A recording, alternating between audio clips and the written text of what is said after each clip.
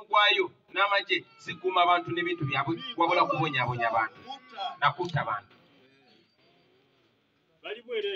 So Museveni ayinza okulowooza nti twapowa, naye bulijjo bw'ofiirwa omuntu wo bw'ogenda n'okungubaga oba n'omwoninga n'omala n'okumawo ate ng'onyize nnyo.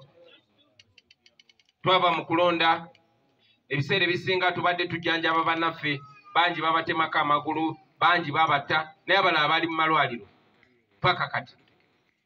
So tubadde tujjanjaba bannaffe nga tumwoninga ne bannaffe bebatta, naye nga bwe twabasuubiza nti tujja kukomawo era tukomyewo.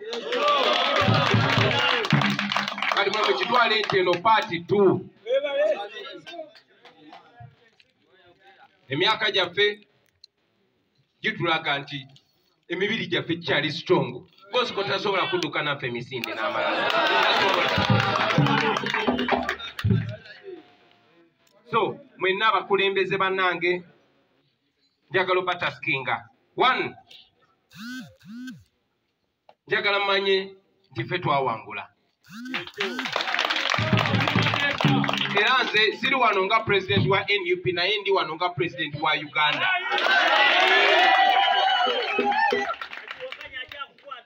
Museveni yakozesa amagye namundu okwesiba ku bantu, naye ngera tugenda kusala amagezi gonna tulabe nga tumujjako. Ekyo nkibasuubiza mugenda kukirabako in your lifetime,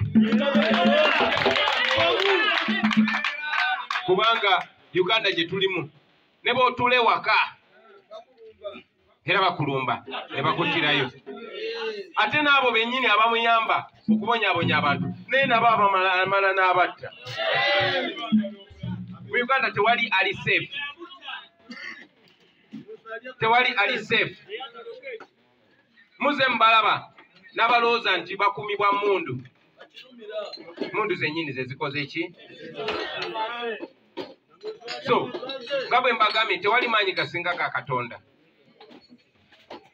Ate byawandiikibwa bigamba eddoboozi ly'abantu ly'eddoboozi lya Katonda. Eddoboozi lyammwe eryayogera era ekyo Katonda agenda tuyamba atukulembere paka we tukituusa insha Allah. Njagala bannange okubajjukiza